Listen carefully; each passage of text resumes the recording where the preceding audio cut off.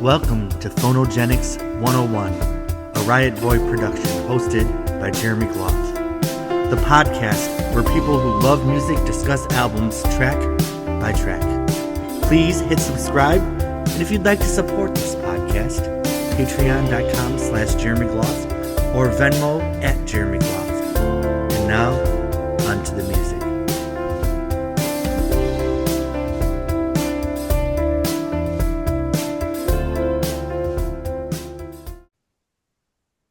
Hello, everybody. Welcome to Phonogenics 101. This is the podcast where we talk about albums track by track, and I'm with the Eurythmics family tonight. We have grown close over the course of these podcasts. We'll be joined by one or two more people later on, but tonight we are going to talk about an album that I'm going to safely assume is probably a favorite of many people on this panel. My name's Jeremy Gloff. I'm in Tampa, Florida. Thank you for hitting subscribe to all those that are liking this podcast, and thanks to my Patreon subscribers for showing a little monetary appreciation. That sure is always appreciated. And I always like to give a little prerequisite that this is just a casual podcast. If we make a mistake, just correct us in the comments. We're all busy people, so as the host, I must admit, I don't have time to do a lot of research, so I'm talking on heart and memory, because these are all albums that were part of the soundtrack in my life that I loved. So let's get this party started. Tonight we are talking about, which album is this? The sixth, the seventh? Six, right? The sixth. Here it is on CD, Savage. So I'm going to tell the story of how this album came into my life. Of course, I was a huge Eurythmics fan. I was sitting in my grandma Gloff's house, and this video came on MTV, and it was Beethoven. I'm like, what the hell is this? And I must have been, it was 1987, correct? Yeah. So I would have been 12 years old, and my first thought was, this isn't going to be a hit. And then you never knew the names of new albums till the video was over. Then you saw the title on MTV. So I saw that the title of the album was Savage. I thought that was pretty cool. That was a nice follow-up to Revenge. But, of course I got the album when it came out, and I grew to love it a lot, and it's one of my favorites. But we have some people here that were also Eurythmics fans in real time, and I'd love to hear your stories about the journey of this album coming out. Who would like to go first? Jeff? Huge Eurythmics fan, bought all their stuff, and every album always had like a song I was obsessed with. I don't know why, but I kind of know why, because 1987 was Prince's Sign of the Times, which I was like obsessed with. Yeah. Spent most of my time. But I always heard about when the albums came out, and I always got them. And then for some reason on this one, I Need a Man just showed up, and I was like, where did this come from? Mm-hmm. And I bought the record kind of after the fact. And by that point, I guess all the other songs had been released, and I'm like, I never saw the videos, I never heard them on the radio, and then when I listened to the album, I was like, this shit is freaking weird. Beethoven is and then to find out that was, I didn't know it was a single, and then to find out it was a single, I was like, that was a weird choice. Especially when they had stuff that I felt was much more appealing. But yeah, it was weird that I didn't kind of know about it when it came out, because I was really following Eurythmics because I love them. And then we'll talk about the other stuff during the tracks. It's interesting how fast pop culture and technology moved in the 80s, because, Sweet Dreams would have just been 4 years. 5 years. I listened to the record today, and I made a painting in honor called Savage. Oh, nice. I like that. Oh, yeah, that's amazing. Thank you. All right, who would like to tell their savagery next? I'll go. John. Oh. You go.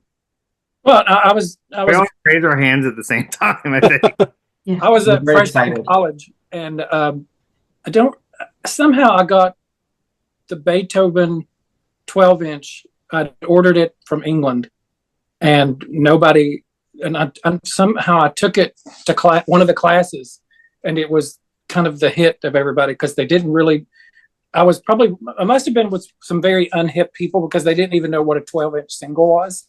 And they certainly didn't know what to think of Annie Lennox and that blonde wig on the cover.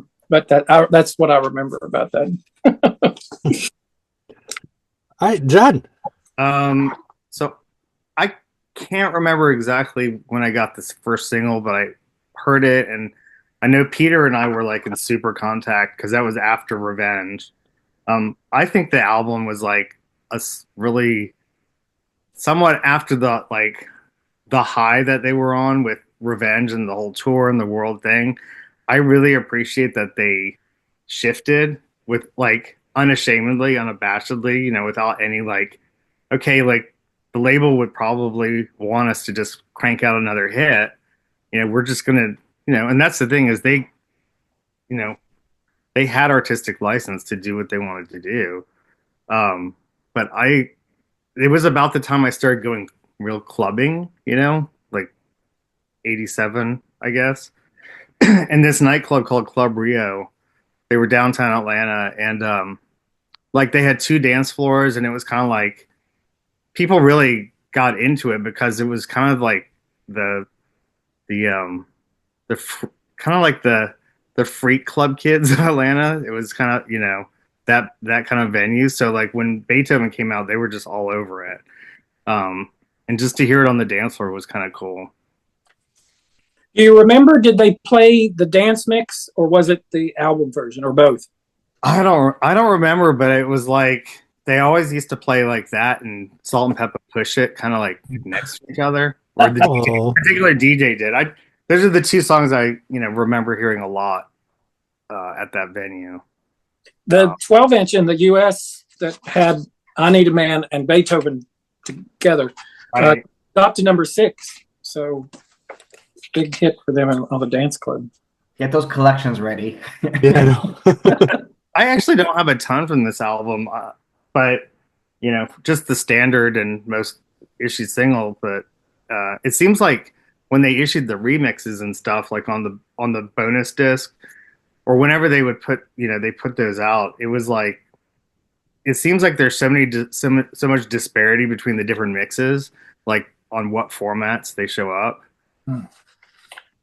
When we get to those, you got to point them out because this album, like I said, I didn't really follow it as much, and so I don't know. I mean, I kind of know like some of the stuff now, but I didn't really know it then. right.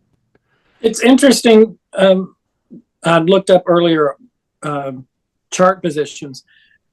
Beethoven is overall the most successful single from that album. It charted more places than any of the other singles. Australia 13, Belgium 28, European chart 15, Finland 5, Ireland 11, Italy 8, the Netherlands 10, New Zealand number 6, South Africa 23, Spain 18, Sweden 9, Switzerland 19, England 25, only 25. And in the US, of course, it just charted on the dance charts because I Need a Man was the single, although they were playing both videos on MTV and they had paired the two on the 12-inch. So, but that we reached 6, and also dance sales 13, and West Germany 28. So, and I really, until I printed this out, I wouldn't have thought that. I would have thought one of the other singles, but so it's kind of interesting. This weird kind of very unsingle-like single is overall the more successful piece from that. What was the first song that was released from this record? Beethoven. Yeah. I remember when it came out, I guess I must have known the release date from somewhere. I mean, I don't know, fan club, something I read, and I stayed up not stayed up. I used to be a night owl.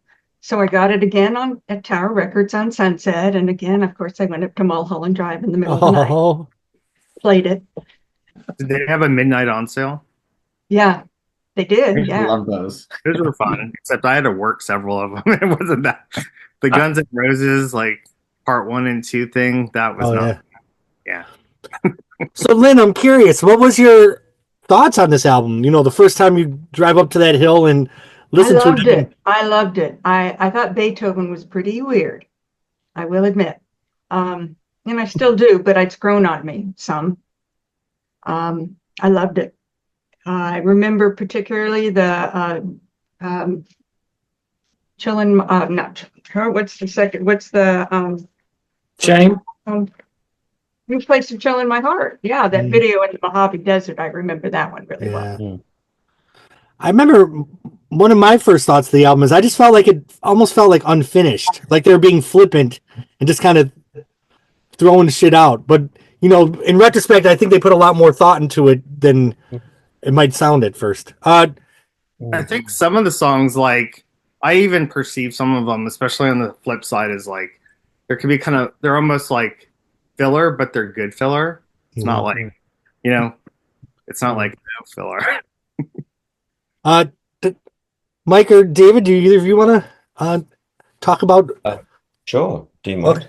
Yeah, please. When I first heard this, I mean, as soon as it came out, I rushed out and bought it, and I got a free poster. I thought, oh, that's cool. So I took it home and I played it, and I remember being a little bit disappointed because for me, the album sounded very cold, very clinical, and not an easy listen. And for me, Eurythmics was all about that therapeutic soul sound mixed with the synth. And to this day, I don't think this album has that warmth. It's quite a brutal sounding album. So for those reasons, it's not my go-to, and I have to be in that zone to enjoy it. Do you know what I'm saying? But if I'm in like a Savage listening mood, it's absolutely incredible. So I have a very vivid memory of listening to Beethoven, thinking, "What the hell?" And then listening to the whole album and thinking, "Ah, there's not that warmth, there's not that soul that I loved about Eurythmics," and it was very confusing for me. Yeah, yeah. So it wasn't an instant, "Wow, I'm sold," but I agree, it was come cold. to appreciate it. Yeah.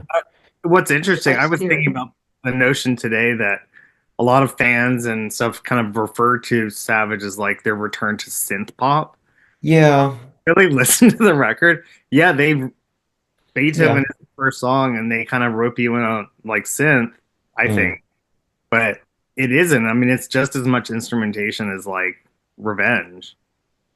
It's a whole new sound again. Every Eurythmics album is a whole new sound, and that's what makes them amazing. Yeah, Yeah. I feel like they're definitely using the technology that was cutting edge in 1987 because it's totally different synths and different drum pads than on the other stuff, and it's Yeah. very of the moment. Like those orchestra hits and everything were very 1987. And it was interesting.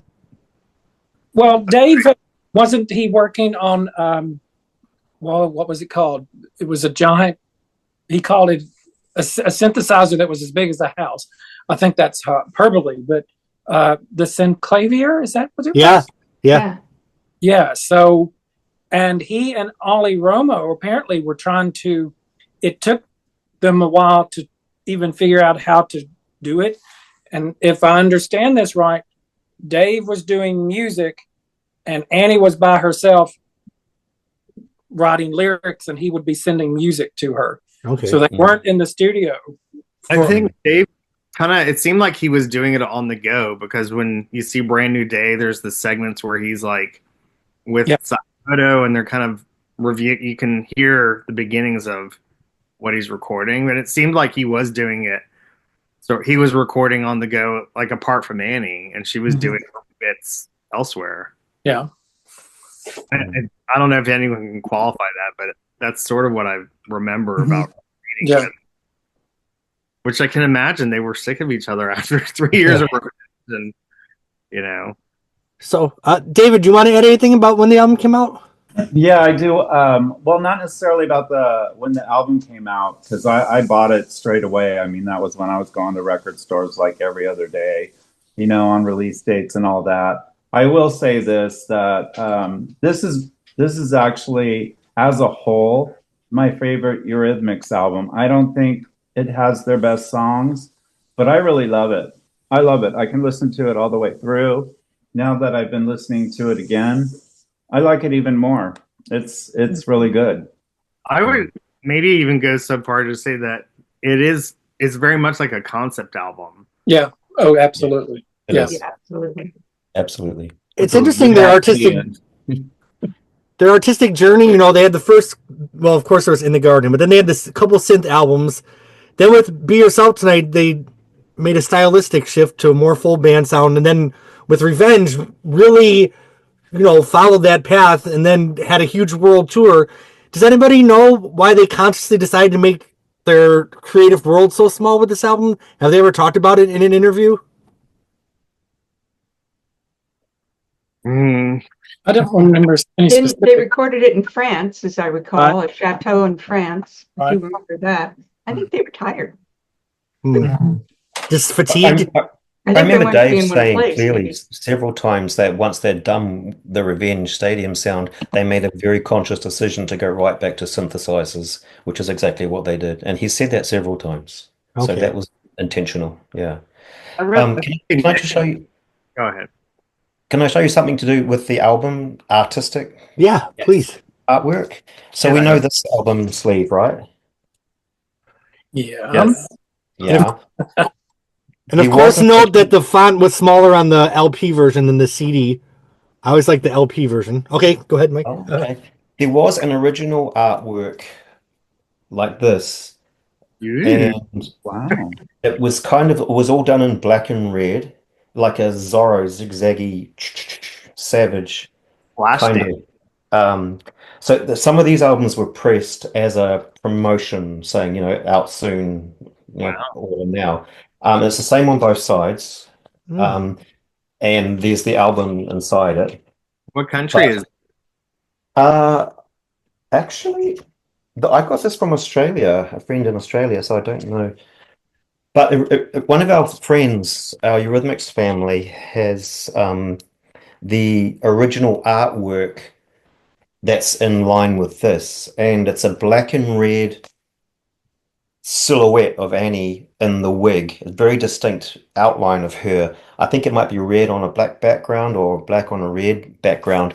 So somewhere along the line, they were going with this whole image, and it was changed to this.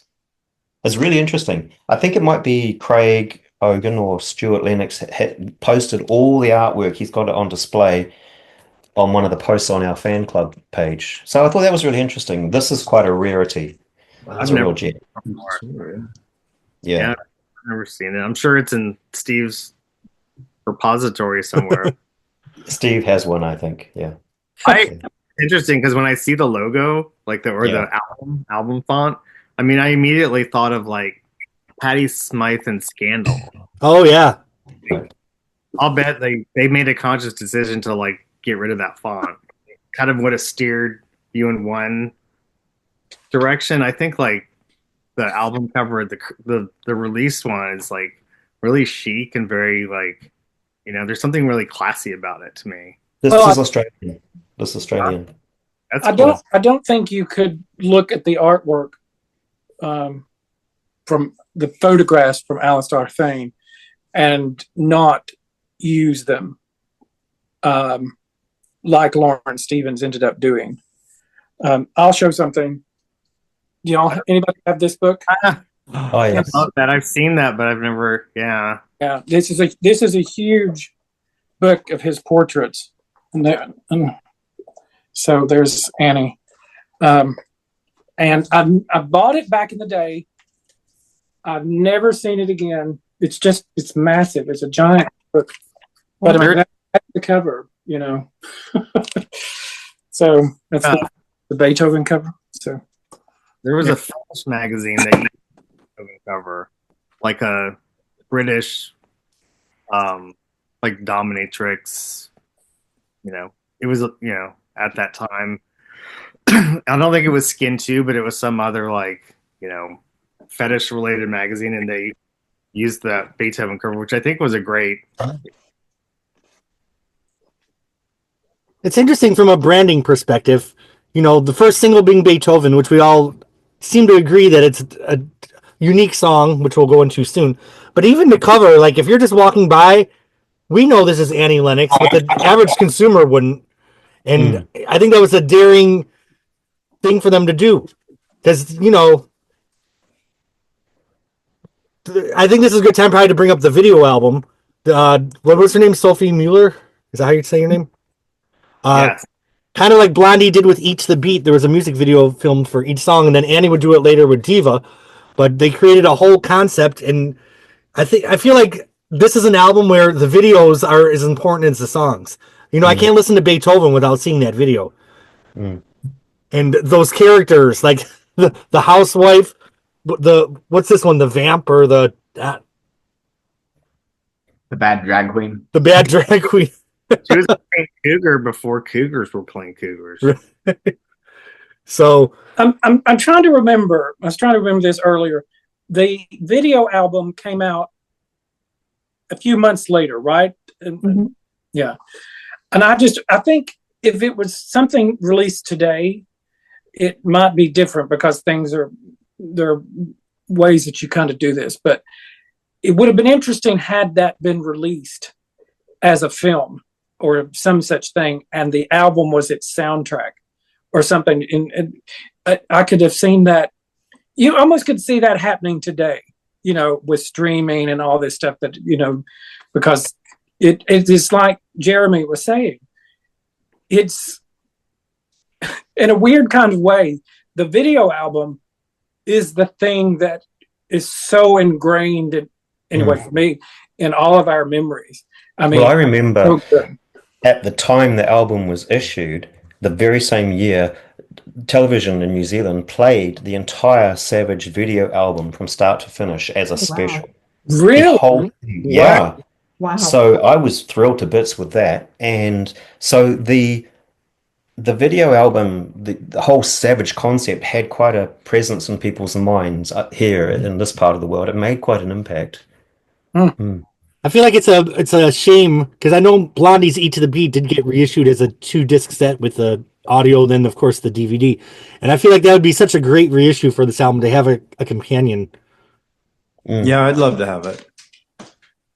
When I was watching it, I was thinking we didn't get enough acting out of Annie Lennox. Like she could have played like, you know, Craze, like Fatal Attraction type role, you know. I think this album was kind of her like sort of show up of it, you know. Yeah. When I was listening to this album, I feel like we hear for the first time what she's gonna do when she goes solo. Like I really hear some of the, you know, this. I feel like there's a lot of sadness on this album. That's not something you really heard. I didn't hear that a lot on your Eurythmics albums. You know, there was anger, there was longing, but even a song like "Better to Have Lost in Love" was like a beat. But this song, she's really starting to dig into some of those emotions that she'd really explore on her solo albums to great effect. I think it is the beginning. I think you're absolutely right.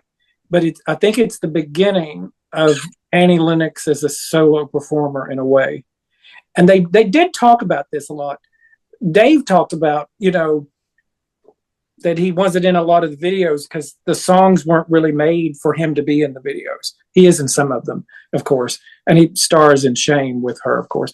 But it's also, and last week in London would make you think about this, it is a very female, woman-centric album. The album is about women.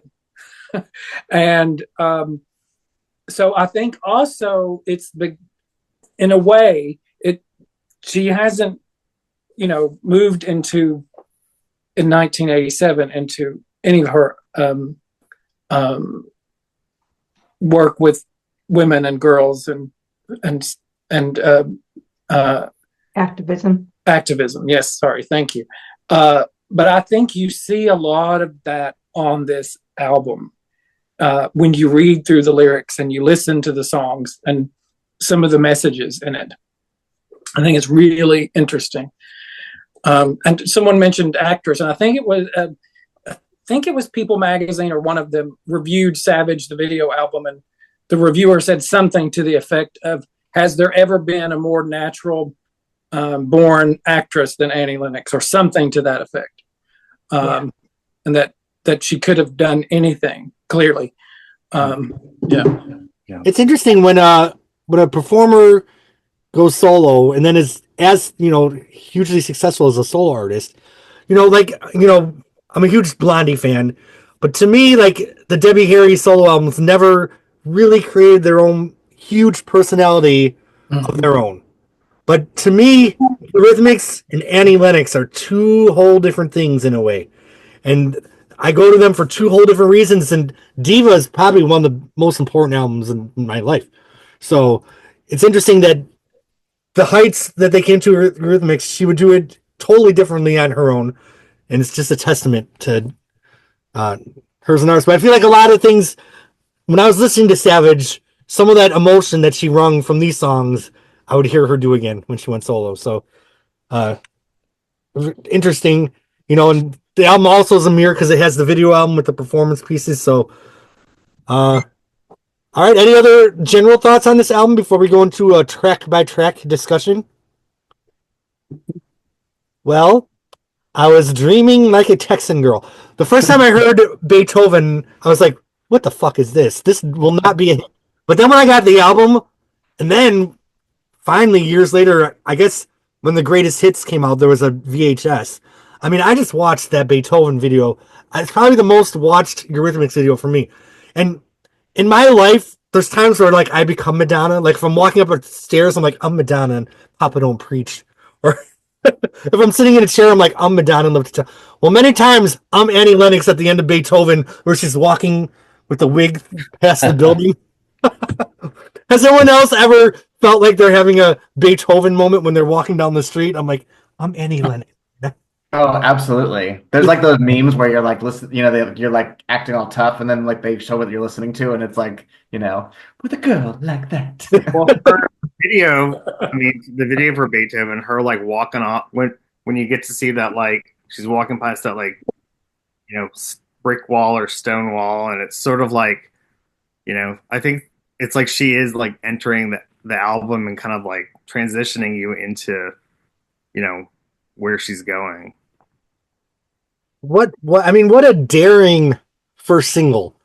They couldn't have thought it was going to be a big hit, but I definitely feel it's a cult classic. Like any Eurythmics fan knows Beethoven from beginning.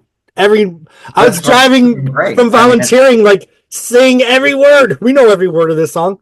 It's weird, but it works. It's like, they just did whatever the fuck they wanted in it. What the fuck is the song even about? Like a cafe, for example. I think this is probably like their most tongue-in-cheek record, and they use, they like kind of relished in it. To me, I don't really see it as a very dark. There's dark themes to the songs, and there's dark, because it's. I feel like a lot of the lyrics are Annie, but like it. They also interjected a lot of like humor into it, especially with the videos. Yeah, well, I definitely think they're taking the piss, but it's just you like wondering like how far were they trying to? You can't not like destroy your kitchen and living room and not have some fun with it. It must have been very cathartic. Lynn, did you have a statement? Well, I was going to say, I thought, there were things that were funny, like clearly the Texan girl is Jerry Hall. Yes. Yes. And I knew it from the first time I heard it. I was like, Jerry Hall. She's talking about Jerry Hall right there. And then that other one where take a girl like that and put her in a natural setting, like a cafe. Well, that's how Dave and Annie met. Oh. Too. So.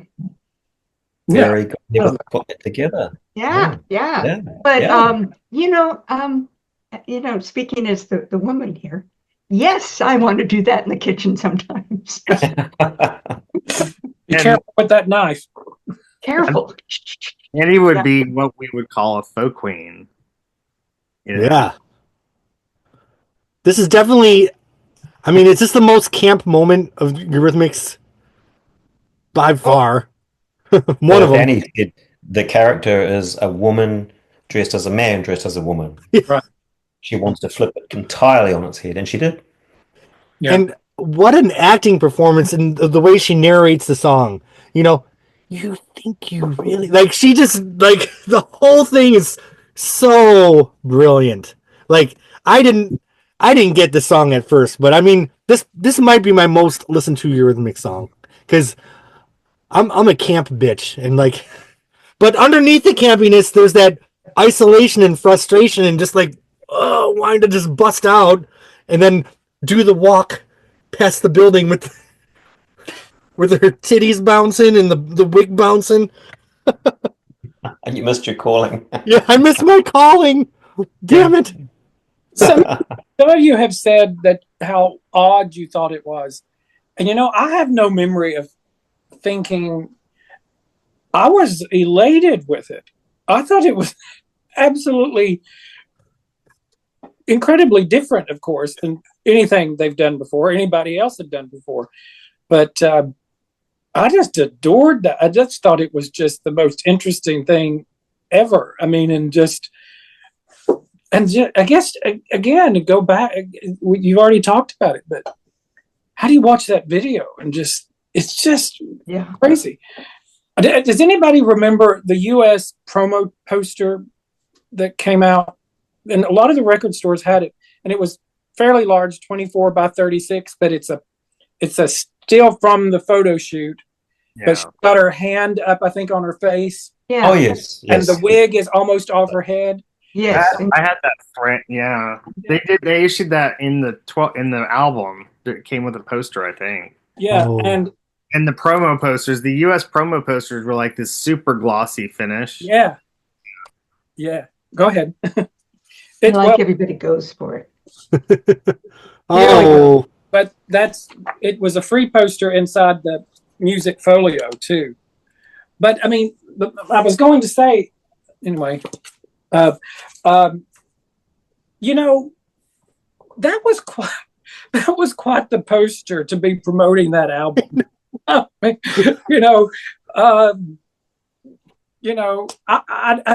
always we've kind of said RCA didn't know what to do with them, but, they issued that poster, like John said, this, large glossy poster. And I don't know what people thought of it. I don't think it stayed up very long because the album didn't stay out too long, but I mean, I love it because she's totally like embodying this persona. Uh-huh. Making it very evident the sort of like tatteredness of it. It's she's not hiding it. She's kind of like, which I love about it. Yeah. Don't you feel, had they done another like kind of mainstreamy band album, I feel like their legacy would have been completely different. Like this album really cemented something for all of us. I feel like, and it was already cemented. Of course, the albums that came before were iconic, but look at the album openers. You had Love is a Stranger, then Here Comes the Rain, Would I Lie to You, and Missionary Man. So as an album opener, like Beethoven's definitely a switch in speed, and a welcome one for me. it must have been so fun to record too. Yeah, there it is. Mike showing. Yeah. Hey, and then it's everything about it is strange and weird and fantastic. Can you qualify the various versions of Beethoven? Because I think there's a disparity between what was on the box set and what was actually on the vinyl. Yes. Oh, yeah. The on the box set, it's the Philharmonic mix, which we had never heard before. Right. And so we still don't have a remastered version of the original dance mix, which infuriates me. Like there's several versions of it that don't or was there like a mislabeling of which version it was? It seemed like the box set was sort of like they made a bunch of clerical errors. Well, it's a totally different mix, so it may be just one that was it. And by the way, there's maybe more than one, but there's a really great DJ mix of Beethoven with additional lyrics, some of the ad libs that aren't on the original album. I think there was a Razormaid mix. Razormaid, yep. It's fantastic. I think you can get it. There's that bootleg CD of Ultra rare tracks. Ultra rare tracks, yeah. Mm-hmm. Yeah. I think it's on there. Plus there's the orange vinyl Razormaid mix that you talked about, yeah. Jim has joined us. Jim, welcome to the podcast. Can you guys hear me? Yeah. Can you guys? Okay, excellent. about that. Oh, we're still talking My about Beethoven. computer has actually died, so it looks like I guess I'm going to the other one. Oh, I think we lost you again. Oh, I love that song. All right. Well, I'm freezing. nope, now you're back. Dude, Jim, do you want to mention anything about Beethoven? This I think it's a great song. I don't think it got the due, the justice it deserved in radio play. It just seemed like this album didn't get much radio play here in the States, and I don't understand that. But it was kind of sad to see Beethoven and Chill and Shane just not get anything over here. And when you think about 1987, like Jeffrey said, it was Sign of the Times. That was the big year of Jodie Watley. Madonna, Who's That Girl soundtrack. What else was 1987? Was Tiffany and Debbie Yeah. out at that? Music was changing a lot by the end of 1987. The British bands, I don't think were as loved as they had been. Some of them still, but music had moved on, I think. Yeah. Because by 87, I mean, that was Boy George's first solo album, right? Sold. God, you're right. Yeah. And Eurythmics were still a band at that point. I mean, it was a weird year when you besides Joe. I mean, it had some great stuff, but then there was also some like peak '80s kind of cheese. I don't know. Some of the rock music was Yeah. Yeah. Mm-hmm. Yeah. Starship. Ugh. Oh gosh. The Bangles. Oh yeah, was that Everything? Was that the Bengals album that was out that year? I was Walk Like in a Jet. I'm just looking at the top singles. Okay. The Hot 100, just to get a sense of it. YouTube. Duran. Prince. So can we mention the 12-inch singles that were released? There was this one here, which we all know and love. Yeah. But Okay. the DJ one that came out as well with this sleeve. Okay. So that's nothing too rare, but it's interesting. It's exactly the same mix as this one, but completely different sleeve. Don't ask me why, but there you have it. Don't ask me why. Oh, that's not till next month. I'll just show the things I have. I have the I Need a Man CD single, the Shame one, and then the little You Place to Chill, Oh yes, the little yes. box, Oh yeah. candy box thing. I Yeah. love, you just showed it. I love the I Need a Man picture sleeve in the U.S. Yeah, It's much better than what eventually got released in the UK. I love Yeah. On the Couch there. That's a beautiful sleeve. It looked so great on the 12-inch single. I like the big sticker, not for sale. Bought it. Yeah. we have the poster bag, right? Oh, yeah, The yeah. Devinch Mhm. poster bag, which is quite hard to find now. I'll try to open it without tearing it. Yeah, don't tear it. I thought recently I need to find mine. I don't even know where it's at. Yeah. Oh yeah. There was one on eBay just last week. It was over £100. Wow. I mean, no way. Anyway, that was fun. Interesting little packaging.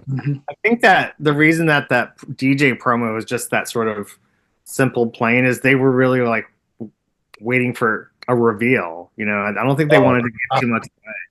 Oh, no, okay. That would make sense. That makes Yeah. sense. Yeah. They wanted to build that sort of a bit of fervor for it. And then Right. That would make sense. Yeah. All right. Well, just for fun, let's do the thumbs up, thumb sideways, or thumbs down. I give Beethoven a major 2 thumbs up.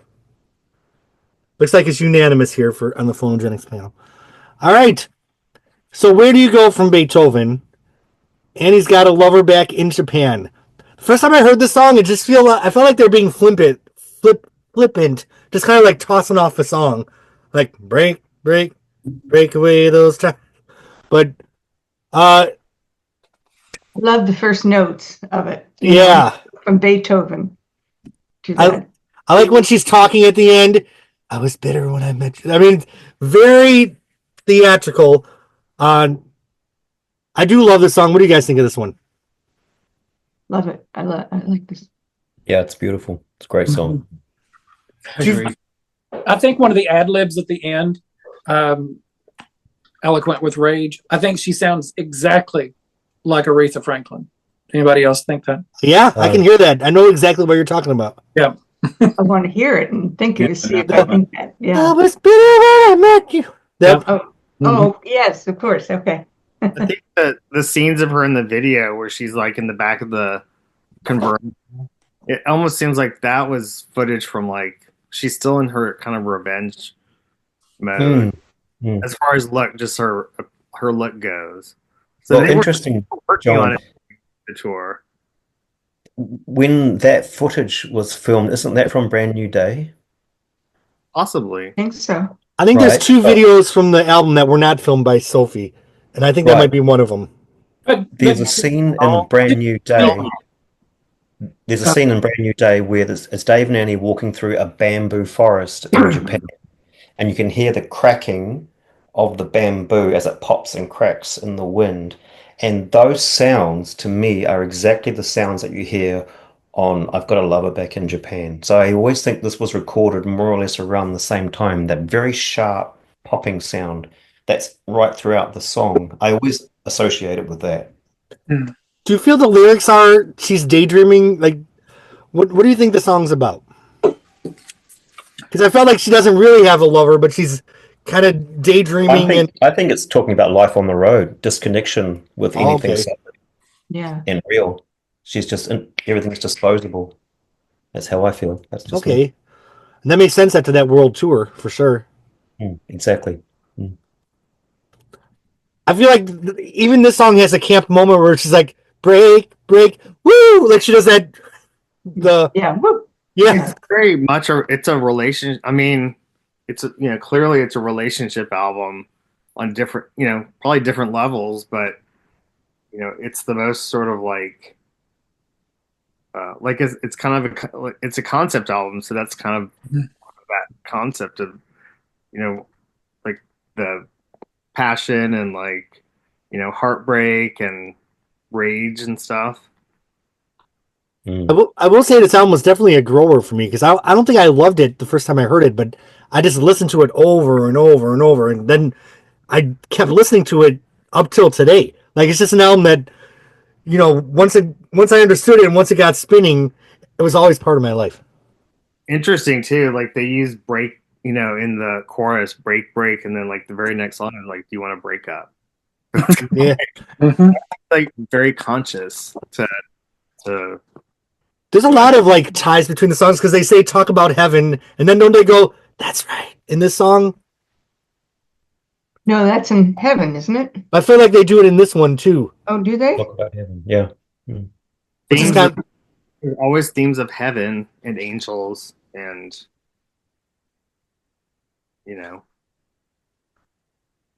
disappointment. That's Any other thoughts on Japan?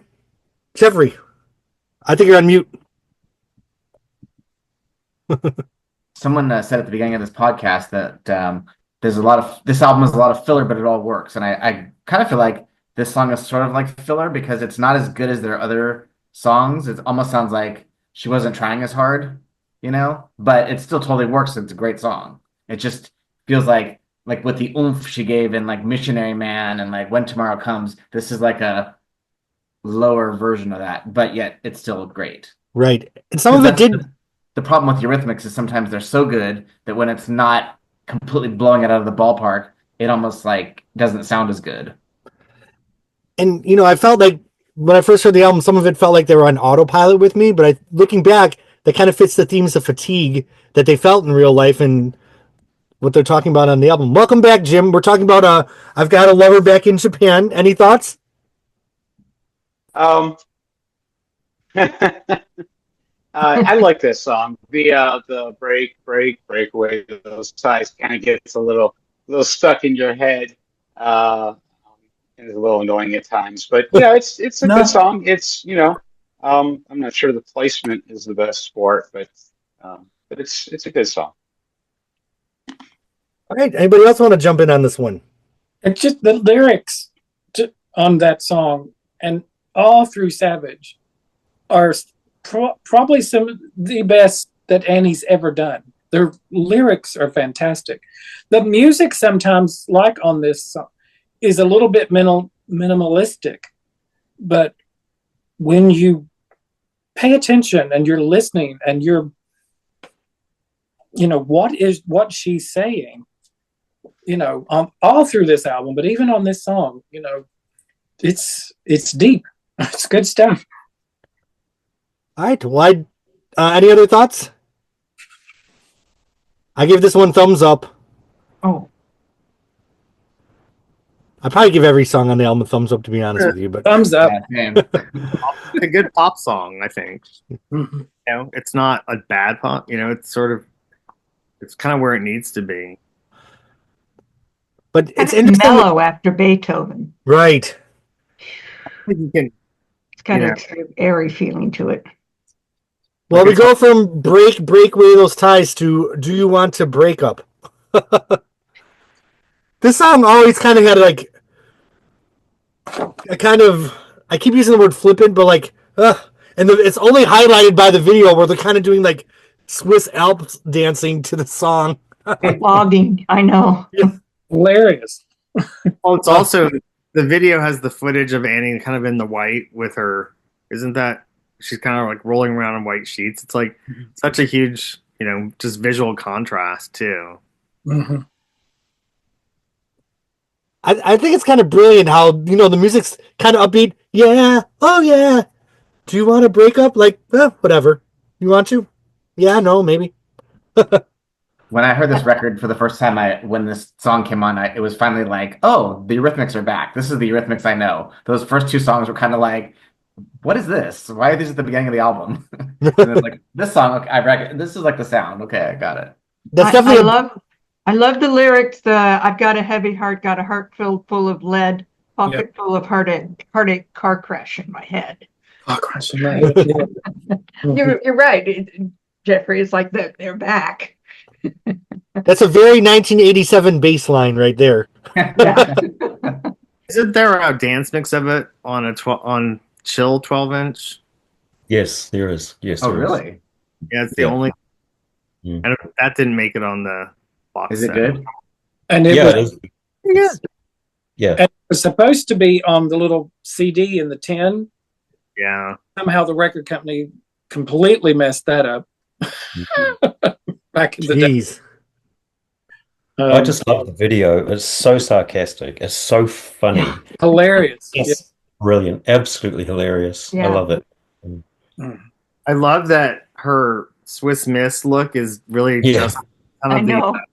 it's kind of like the Beethoven housewife kind of. I mean, I get a connection between the two. I always think Julie Andrews' Sound of Music, references and stuff like that. Just hilarious. Yeah. It is really funny. So funny. All right. Any other thoughts on this one? Another Just- thumbs. The lyrics, I was bitter when I met you. I was eloquent with rage. Come on. Oh, I like honey from a poisoned cup. I flowed from stage to stage. it's great. I love the lyrics to this one. Good stuff. Which is once again the travel. Just going from stage to stage, going around the world. I never thought about that till now. Is it possible she's talking about her future husband, Yuri? She met him in Japan. Could be. Maybe. I don't think any song she's done is completely biographical or whatever. But she does say, that there are, and it would be true for any creative person, I think, there Right. are some elements to things that have a little bit of, so who knows, some of those lyrics may exactly be tied to her relationship. All right. Well, any other thoughts on this one? Thumbs up. Thumbs up. Ooh. You All right. Well, the next song, the first time I heard the album, this is a song I fell in love with the first time I heard it. When I listened to it today, I think You Have Placed a Chill in My Heart is one of Eurythmics' best songs of all time. It was one of those songs that I felt like was a classic the first time I heard it. And now here we are in 2025, and I still feel, you know, Annie Lennox has the ability to put so much emotion in a song. And this song is just really melancholy in a way that, were there any songs before it? I mean, I guess Here Comes the Rain Again, but it's a sad song. Then it has the uplifting bridge, and it gets sad again. What do you guys think of "You a Place to Chill in My Heart"? I love it. Great. I love it. It Probably was the one of one my that drew favorites. me in. I'm sorry, Mark. No, just go ahead. Go ahead. No, it's the one that drew me in initially. And I was also really excited when I saw the video because I knew the Ralph she was at. Sherman Oaks, right? Yeah. Yeah. Right off of Ventura. Yeah. I Right. think this song didn't get the love it should have gotten because it's such a classic Eurythmics song. Like again, like, with the last song sort of sounding like them, this song really sounds like them, and it's really like such a great track. Sometimes she scares me a little bit in the video, though, I have to say. It That, became a staple. dead look. Yeah. Showing the color of her right hand with the $sign. Great. Mm-hmm. Yeah. The U.S. They released the single and didn't have a picture sleeve, just the traditional album version as the single. Then they pulled it and released it as a remix called the Chill Mix. You all know this, I suspect. Yeah. And had a picture sleeve, but it was a bastardized, yes, he's showing it, of Shame from England. And I talked to Lawrence Stevens, the designer, once, and he is not happy what the U.S. record company did with that. And, to cover up where it said Shame, they had to put this reverse box. You have a place to chill, and Chill in My Heart Chill Mix. One of my friends called me up and said, have you heard the remix? And my local radio stations were playing it. And he said, well, it's weird. It goes, you have placed, because there's a repeating. I will say I don't think the Chill Mix has stood the test of time. Oh, I'm going to disagree with you. Oh, okay. Yeah. I don't think I know it, actually. I'm gonna have to pull that one out later. So you have the 12-inch single, right? Which we all know, and then on the back it's got there is a chill mix on the 7-inch single, as we said, but it's like a very condensed version of the chill 12-inch dance. Yes. You're right. It's a shorter lead in, a shorter fade out, and there's not the instrumentals in the beginning. And I think this stands up really well, Chill Mix. I think it sounds really great. Would that be the Chill Mix edit? Yeah, it's 4 minutes, whereas the single Your Place to Chill is 3 minutes and 50 seconds. But then there was the original, as Mark said, which no picture sleeve, and it has Flat Out Girl. White Girl on the B-side. Mm-hmm. So it was all a bit of a shambles. And there's a cassette single too. Do you have the cassette single? Yeah, that's the cassette single. Wow. And it's got Chill Mix on the B-side as well. Hmm. Yeah. So, yeah, that's it in a plastic case, and that's in a sealed cardboard. But despite it all, it only got to 64 in the charts. And Such a big song. Huge song. It's one of their best, I think. A classic. Yeah. And I think it bears noting that, and Mark mentioned Annie's husband at the time, Yuri, is in the end of the video. Yes. right. Mm-hmm. Yeah.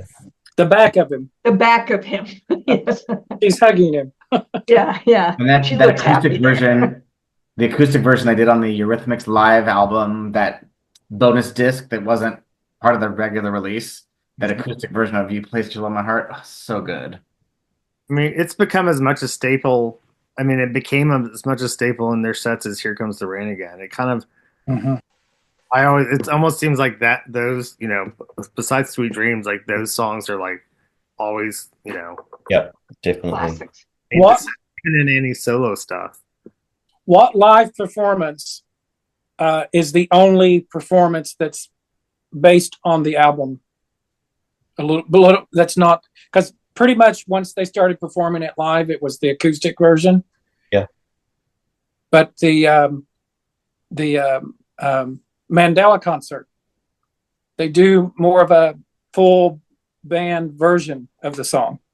Will you put the link in that chat? Yeah. So I was thinking about an alternate universe. What if this had been the lead single and they did a more traditional visual approach and kind of saved the characters later? I feel like this song would have been a hit in 1987. Totally. Yeah. I agree. I think I've always thought that too. Yes. First single, that would have been a hit. They must have wanted to sabotage themselves I because don't think they cared. I don't think they Yeah. cared. Yeah. No, it was about the concept of that album and the video album, and they had a concept, and they were going to take you through it with those characters, and because even "Do You Want to Break Up" could have been a right, fuck they you to didn't the. care. This is what we're doing, and they had the ability to do it. They were so successful, no one was going to tell them no, even if the record companies were desperate to tell them no. They weren't going to say it. But you know, it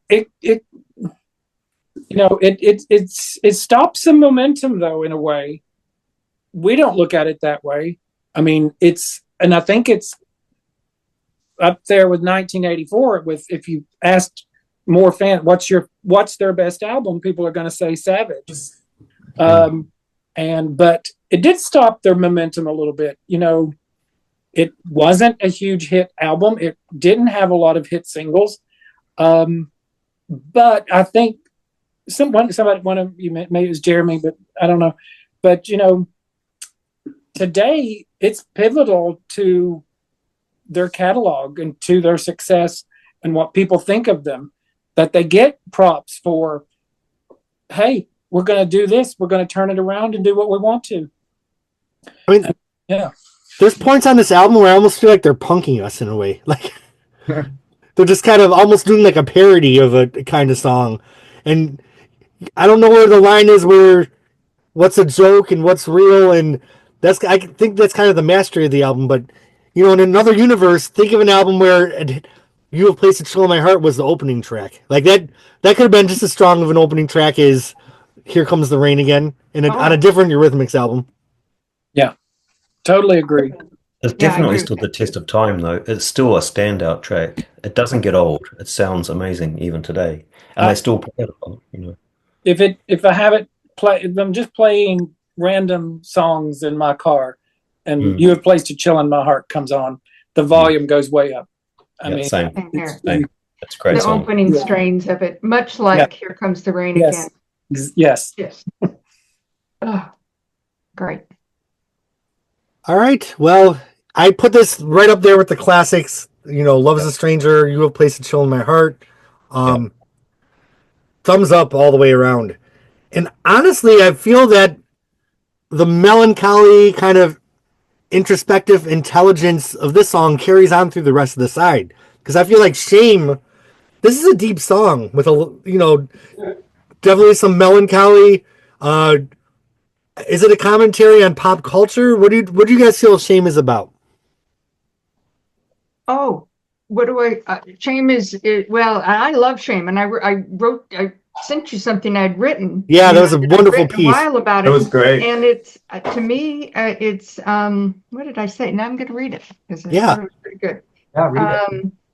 I'm always struck at the brilliance of the underappreciated song Shame, and still wistful at the loss of it not becoming a radio hit.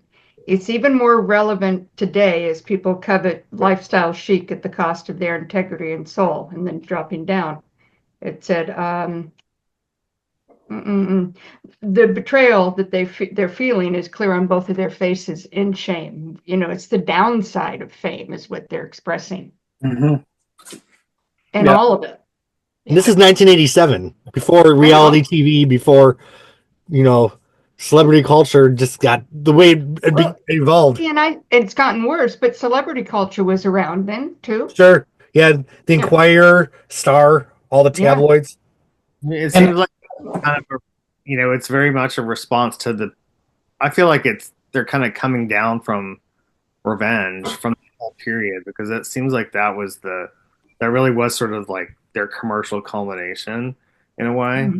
Like, it's her just sort of at the whole thing. I love this song. Well, don't you feel like they wanted to see how big they could get, how they could travel the world in the seven seas, And then they did it, and they probably are back at home in their empty apartment alone. You know, how many Madonna songs are there about how fame doesn't fill your cup? I feel Well, like I don't know if I agree with they were trying to be massive. I mean, they became massive, sure. but I don't know if that was their goal. It's just that they kind of stepped on this roller coaster. I always and then Shame is kind of getting off the ride.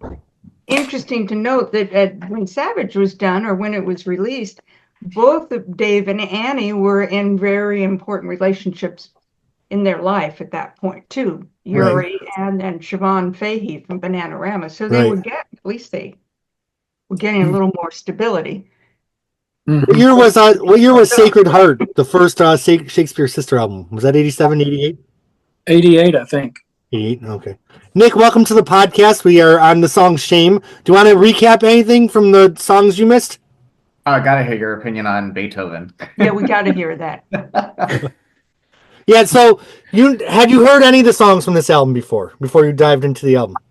I think this is the first time since their very first album that I went into it knowing absolutely zero songs from this album, from any album for that matter. And when I listened to the first song, I had to do a double take and ask myself, wait, this was released as a single? This was released as the first single and it charted?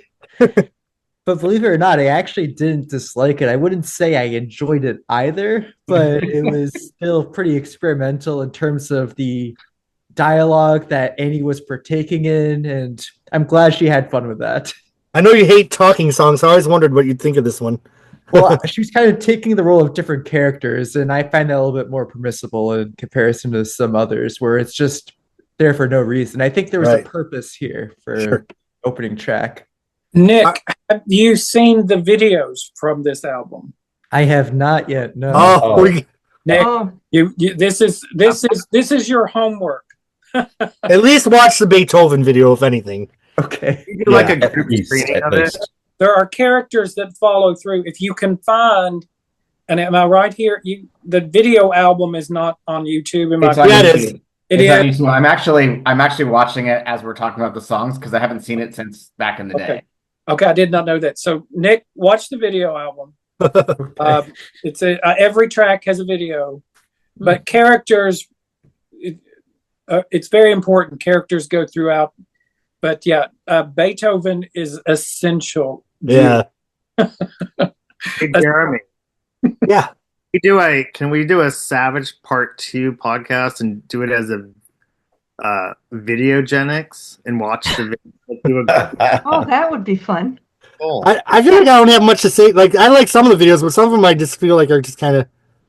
Oh no! The video to shame, as I was just watching, is Dave and Annie topless, and Dave's putting his hands around her like sensually, and I'm like, that must have been fucking weird because they were a couple, and then they broke up, and then they got work together, and then they've now just experienced all these crazy highs of their career, and then covering her eyes and and that video is like, I was like, wow, they're getting pretty jiggy right there.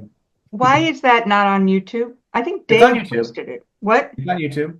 Just look up Savage video album. No, but I don't think Shame the video remastered or whatever, Vivo or whatever it is. I think you're right though. It's not easily accessible. Just the video, standalone video, which is very strange. And I think Dave posted it not so long ago. I think you can find Dave's posting of it. He's probably like, God damn it, I want it to be up. It's a great video. Well, so let's get Nick caught up to speed. What did you think of I've Got a Lover Back in Japan? We're doing kind of a round robin where we're going through all the other remaining tracks. We're just catching you up. We're catching you up, so we're on Shame right now. Cool. So if you want to give us a brief synopsis of your thoughts on each track up to Shame, we'd love to hear. For a lot of these songs, I more or less need to re-listen to them because I didn't give it the time that this album deserved. But just first impressions, I enjoyed most of them. But the general consensus is spoken word bad, music good. Not a pop quiz. Yeah. Putting you on the spot. Well, So, in Shame, they're talking about the Beatles and the Rolling Stones. That the melody of the "We Loved You" is just so. There's just such a sadness to it, and then the way it trails out and kind of fades out to just the orchestra. I just think this is a beautiful song. Beautiful song. Gorgeous. Sometimes when I hear, oh, go ahead. No, go ahead. Oh, I was gonna say sometimes when I hear like the line about the Beatles and the Rolling Stones, I kind of get a little bit of like, it seems a little trite, but at the same time, like it totally fits now because they've ended up working with both bands, like with George Harrison and Ringo and George And Dave worked with Mick. Mick Jagger. Yeah. Yeah, it's so interesting because that's music that was important to them in their younger years. So that's interesting to have that. But it's such a pop moment. It's such a history moment. It does relate because I remember when Annie was talking about when she sang I Need a Man, Mick Jagger was in the studio more or less at the same time as well. And she actually said she was doing a female impression of Mick Jagger, her female version of Mick Jagger, which is you can see in I Need a Man. Oh, sure. So Rolling Stones and Beatles have always been very, very, very important to Annie Lennox and Dave Stewart. So it's very appropriate. And I feel as melancholy as this song is, it still has its camp moments because she's like, "You with your greasy hair." Oh, that's a great part. Yeah, that's. Did any of you hear the? I think it's about 14 minutes that the BBC did for Annie's birthday. It's a mega mix of their songs, and they use "Shame" in it. It's the second song, I believe, in the mix. Oh wow! I've got an audio if anybody needs it, but and I thought that was really interesting because this was a mix of their hits, and it's very prominent, and I thought that was fascinating because you wouldn't think of people putting that into a mix of songs, and it is used really well in it too. I also love Dave and Annie's voice together on this. I just think his harmonies sound so nice. Mm-hmm. And let's not forget the dance mix on the 12-inch single. Yes. It's gorgeous. Oh, it's good. Yeah. It's just beautifully fleshed out. It's got a lovely melody. I never get tired of that. It's equally as gorgeous as the single mix. Yeah. And again, collectibles. The 12-inch came with a limited edition print. Yeah. So that's I'm trying to point to you and I can't do it. What's that? But the subject of shame is so relevant today more than ever. Anyone in the Kardashian family, you need to listen to this song. That's all I'm saying. Yeah. Absolutely. It's to a T. Yeah. I'm all like, this album. All right. Thumbs up for Shame. If I had another thumb, I would put it up. So, You Have Place to Chill just rips your heart out. Shame gives you the goosebumps. And side one ends with another song that to me is just as deep. Savage, it's just two chords to a lot of it, but just builds and builds. And it's such an atmospheric song. It's just kind of like a slow boil. And that seething Annie Lennox performance. What do you guys think of this song? Brilliant. I love Savage. I love this song. This is one of my all-time favorite Eurythmics songs. Yeah. To me, the lyrics, Annie, and then that guitar solo of Dave's is just spectacular. It just puts me away every time I hear it. It's one of my favorites, really. Did I say I liked it? I like it. It's interesting because this side, it's 6 songs. The first 3 songs are kind of weird toss-offs in a way. But then it goes in like these 3 like really heart songs. So what a journey that side 1 of this album is. I mean, I don't think anything on it is a toss-off. And I get what you're saying. I think there's always rhyme to reason with them. Right. But rhyme to reason on this album is paramount. Everything has a reason for them. Sure. And but you know, again, I know I harp on it, but the lyrics in Savage, it's incredible. They're just yeah. And maybe toss off's the wrong word, but I feel like maybe they seem a little detached in some of the songs. But you know, there is something about Savage when you think about Sweet Dreams and Touch, but especially Sweet Dreams. The synths are so layered and layered and layered. Was surprisingly because they're doing it on an 8-track, but you know, right. And I think it is sparse. I might use that word. Some of the music is more sparse, and I think it was what Dave had a concept for. But you do get that more on those, maybe the tracks 2 and 3. But right. But you know when Dave brings in his guitar in different songs on this album, you know, you think of this album as, you know, their return to synth pop. But, you know, when Dave brings out the guitar, it's wailing. It's interesting because, you know, they really worked with some legends on Be Yourself Tonight. But these 3 songs on the end of side 1 of the album, these are the songs that really put them in legendary status. Because, I mean, this is just, to me, songwriting is good as the Stevie Wonder song. You know what I mean? Like, I just feel like some of their best songwriting is at the second half of side 1 of Savage. I agree.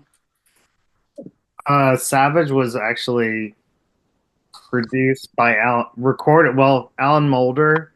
It was he did the remix of Chill, and at the time he was also working on like My Bloody Valentine and Ride and a lot of the shoegaze bands. So I think it's interesting, and Shakespeare's Sister. Ooh. I think it's interesting, like his, you know, touch on that, not just that song, but it was interesting, sort of like the paths they were taking in, you know, in pop music, like working with this guy who was like recording with Jesus and Mary Chain, but also, you know, they kind of. Dave Stewart produced all of Sacred Heart, right? The first Shakespeare Sister album. Is that all Dave? I don't know exactly. Okay. He produced, but it was probably, I think Alan Moulder recorded with Shakespeare. You know, he was the engineer and recording. I mean, I love that first album. I love all their albums too. Yeah. All right. Well, any other thoughts on side 1 of Savage before we flip the record over? I'll comment a little bit. So I will agree with you that the last 3 songs on side 1 are very, very strong. The Chill in My Heart was one of my favorites on the album, just based on what I remembered. And I believe in Stewart's book, Sweet Dreams, he mentioned this in passing, talking about the atmospheric vocals and synthesizers and guitarscapes found on the song. I think he only spent a couple pages in total in this book. He was talking about how it took a long time to get the synclavier programmed properly, and that they would spend 8-10 hours a day trying to get it to function whatsoever. Then they would finally get some sort of sound after the end of the session. Yeah. There was a lot of work. A lot of troubleshooting. Yes, especially 30 years ago with recording technology, whereas now it's more instantaneous. Mm-hmm. All right. So just when you think you have this album figured out, you flip it over. The drums come in, Annie's screaming and yelling. Dave's guitar comes in. When I first heard I Need a Man, I honestly didn't like it. I just thought it was noisy and kind of a parody, and it just wasn't my thing, but I grew to love it. I see what she was doing. I also need a man myself, so when I was driving today, I'm like, oh, I hear you, girl. I need a man.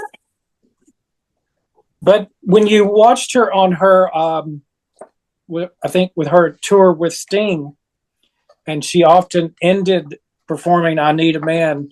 You think I need a fucking man? I think you are mistaken. And it was brilliant. Yeah.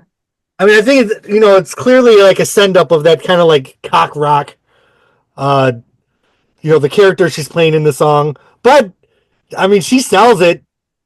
Baby, baby, baby, baby, baby. I think it's a great. Go ahead, John.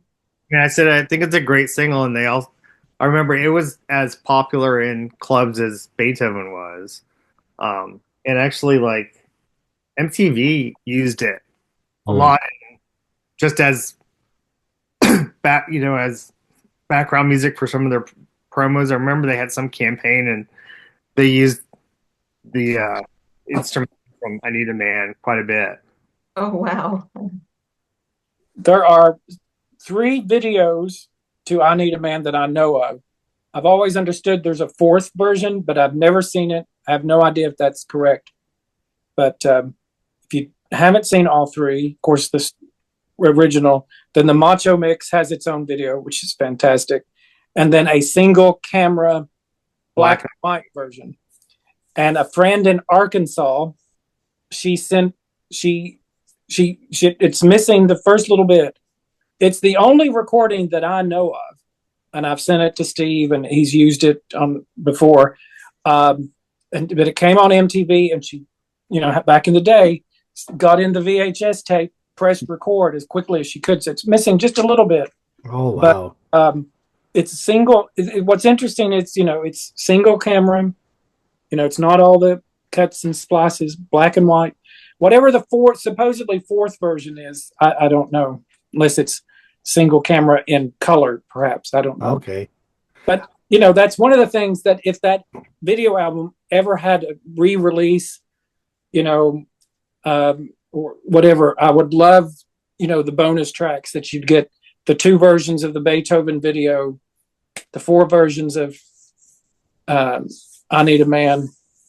But yeah, you can dream, can't you? Right. Yes. So are all the videos her in the character? Oh yes. The blonde one? Okay. Continuity throughout, except for I Need You. That's kind of that's just like Dave and Annie. Mm-hmm. Yeah. Okay. No character per se.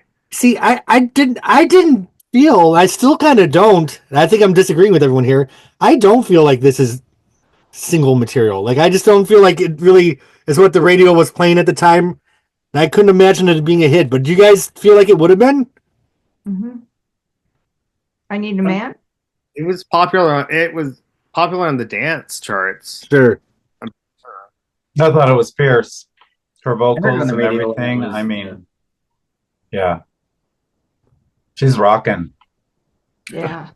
I think it's like a parody. It doesn't work that well for me, but I've always liked the song. But I do think it's like her taking the piss. I mean, it's like not serious, which seems so weird because I feel like they're so serious in their other albums and their other work, and this one is kind of like with Beethoven and this one, it's like anyway. It's campy. This one is campy. I think the video is meant to be. He froze. Oh, Mark froze. Poster behind me, and that chorus. I don't need a heartbreaker, 50-face troublemaker, 2-time taker, dirty little money maker, muscle bound cheapskate, low down woman hater, triple crossing, double dater. If there's a better series of lyrics, show it to them to I mean, us. brilliant. I used to drive between LA and San Francisco a lot. I'm from San Francisco. There's the Golden Gate. I'm from Marin County, which is right. Why can't I there? It's right there. That's Marin County. And I would play this, and I'm listening on the cassette in the car, and if I made any mistakes, I'd run it back, and I'd have to do it again and make myself sing it absolutely right. I also did that, and We Didn't Start the Fire. Okay. What did she say at the end of the song? Where she's like, "Baby, you're something, something, something." Overblown. You're just overblown. Overblown. Okay. Baby, you're just overblown. And I feel like the song's kind of overblown, purposefully. Yeah, so it's so tied to Beethoven. One of the remixes samples Beethoven, which, I mean, they're I love the fact that they're both companion songs. I mean, even the video, you can imagine her like walking getting out of the house and going to like the underground, like drag club or something. I love it. There are great ad libs on this album. Just the one you mentioned. You're just overblown. A Much Music. Back in the day, asked her in an interview, where did that line come from? And he just kind of shrugged and thought, I don't know. Yeah.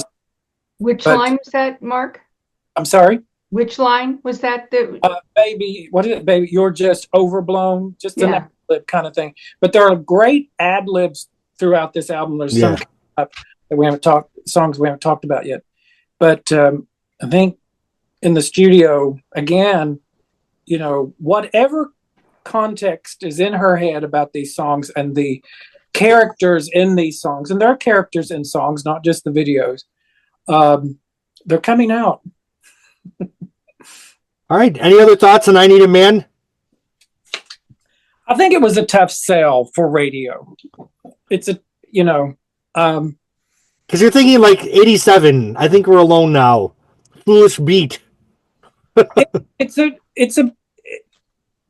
in actuality, it's a very deep song. It's a very complex song, and there's a lot going on in it. Yeah. Just like in that video for Beethoven, and then that switches into I Need a Man with her, as a woman dressed as a man, dressed as a woman. You know, if you just see that, is she playing a drag? But that's just the whole concept is I'm going to flip, you know, she flips the entire androgyny thing on its head again and flips it over. Right. In a totally different way than the first time around. Exactly. Yeah. Jeffrey, what was the song that Prince wrote for Bonnie Raitt? Was it called I Need a Man? Or It's called I Need a Man. And it's so weird that Prince would write all these songs for people that he just was so nailed it all the time. And then when he tried to write a song for Bonnie Raitt, it was like the exact opposite of anything she would ever fucking touch in her catalog. Same with Joni Mitchell. Joni Mitchell. And you're like, how could he have been so off? Because he really loved both of them a lot. Yeah. I don't see Joni Mitchell singing Emotional Pump anytime soon. Oh. All right. Well, any other thoughts on I Need a Man? John's going to show us his 10-inch single. Oh, yeah. It's also the 10. Nice.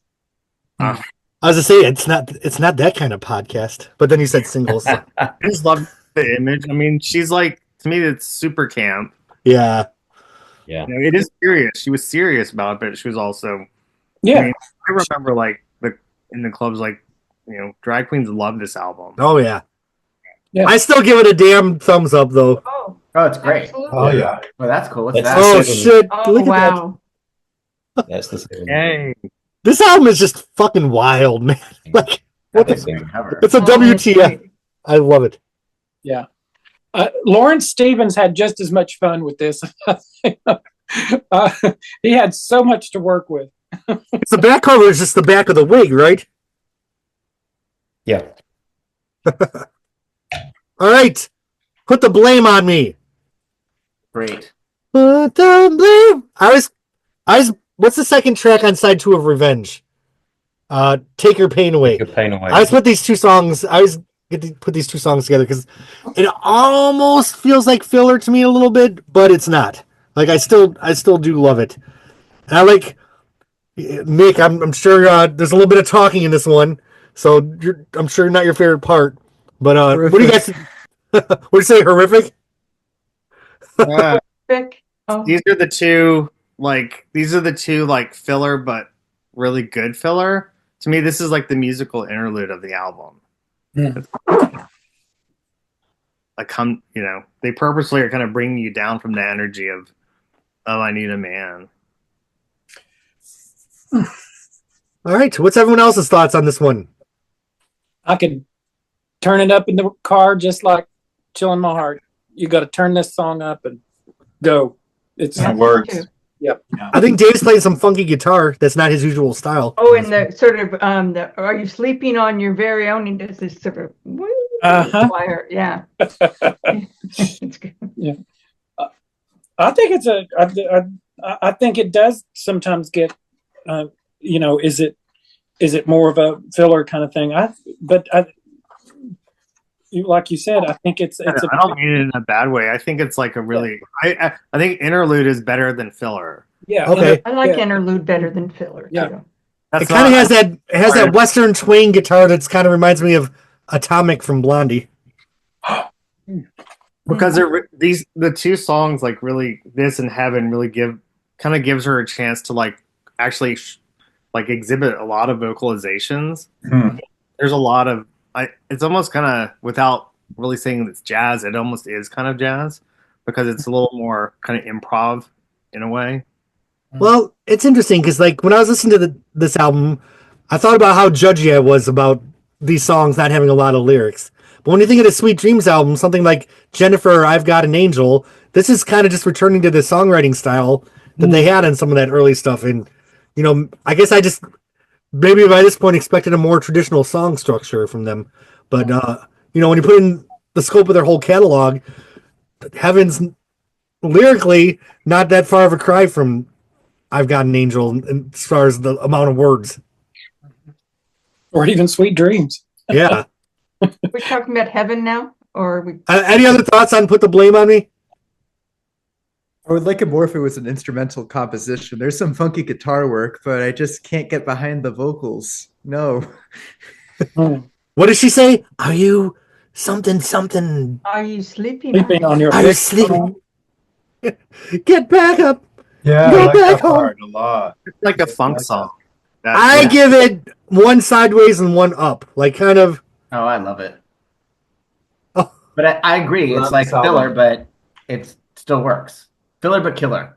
Filler, but I never skip it. Thriller but killer. Interlude. Wait, It's an Filler interlude. but I like killer. John's I word like much that. better. Interlude. Because I'll be honest, there's some Eurythmics albums coming up where I skip the filler. Like, oh, gotta get up and skip this one. But there's nothing on this album that makes me get up and walk to the CD player. That makes you get right up. Yeah. Or change the song.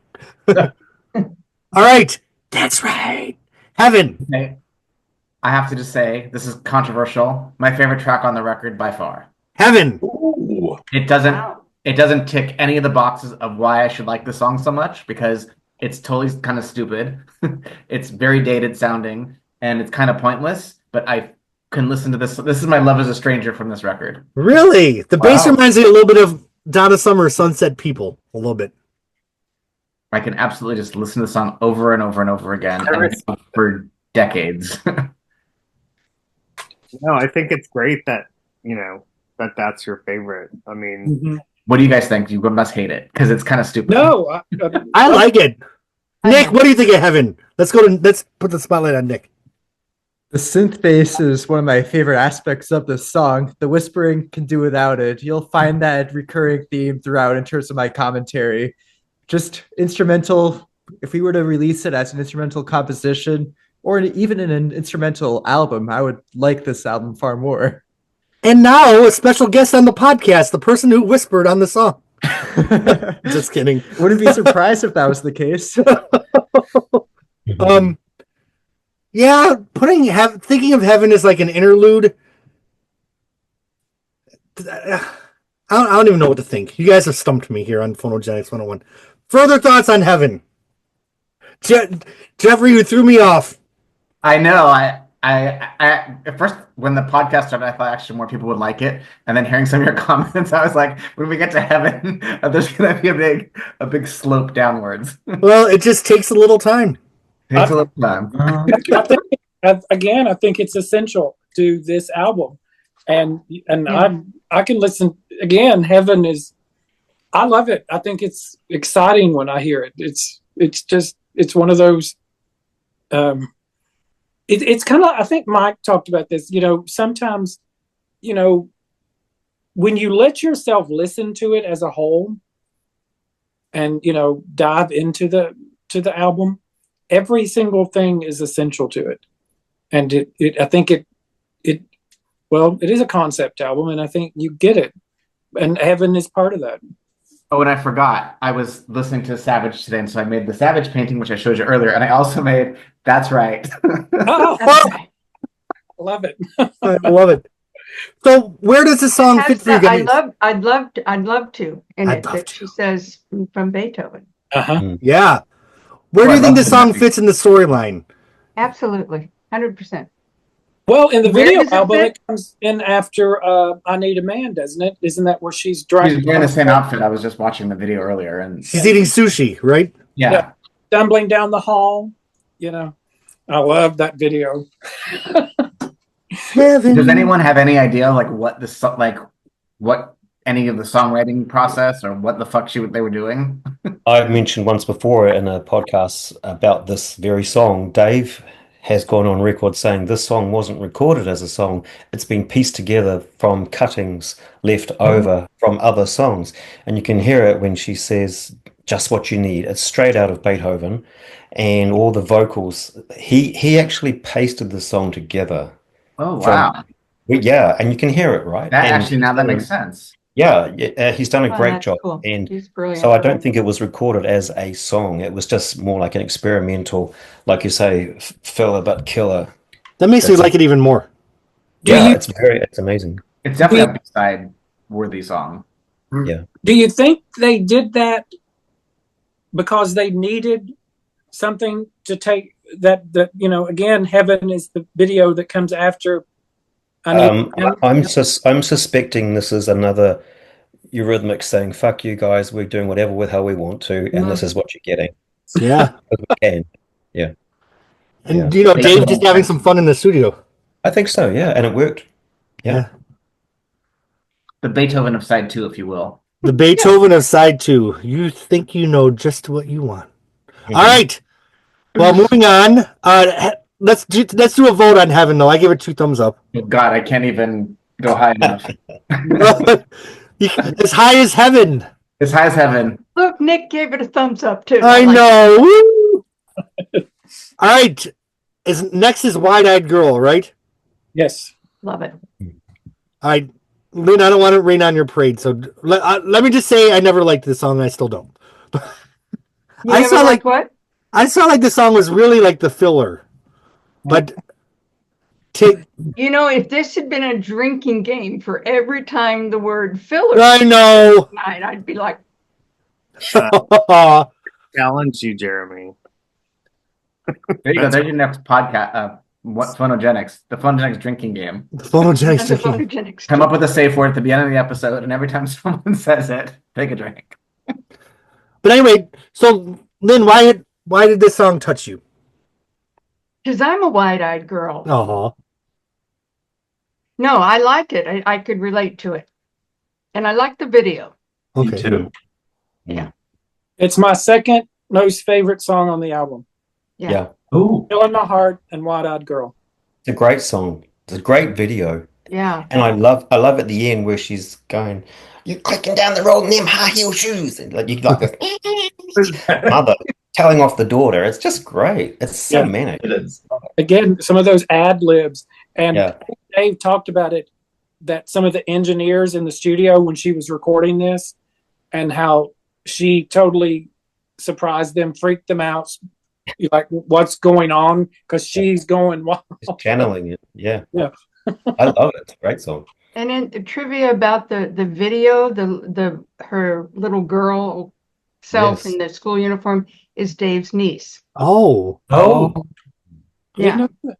I remember that. I don't know why What Eurythmics single is on the wall in the video? Right by your side. Oh. Really? Look at the wall in the little girl's and teenager's bedroom. Oh, No way. Their album or their singles on the wall. One of them's right by your side. Is this the one that has a little snippet of the song that doesn't appear anywhere else? Also, that's in the credits. She's like watching TV and it's the baby song. Yeah. yeah. Sort of a little who's that girl reminiscent Yeah. 60s style. Yeah. It's there and at the end of the video album. I'll have to watch it. On her bedroom wall. The bedroom wall. Yeah. Oh, I must have a look. Mm-hmm. That's quite well done. Well spotted. All right. Well, any other thoughts on Wide Eyed Girl?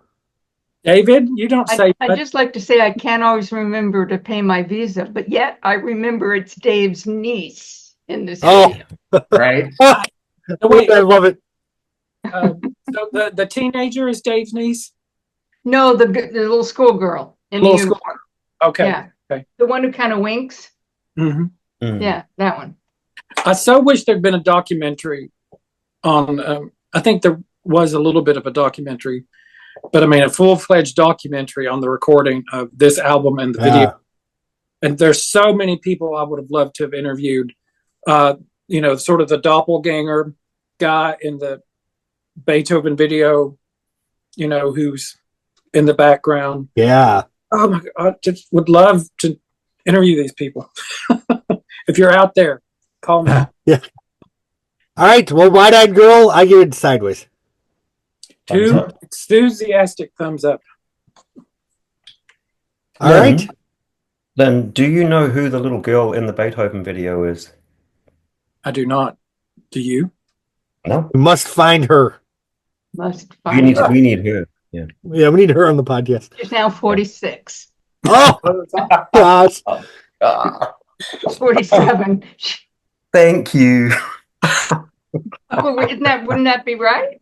Yeah, I don't want to know. Or thereabouts, yeah. they're about pushing 50. Oh shit.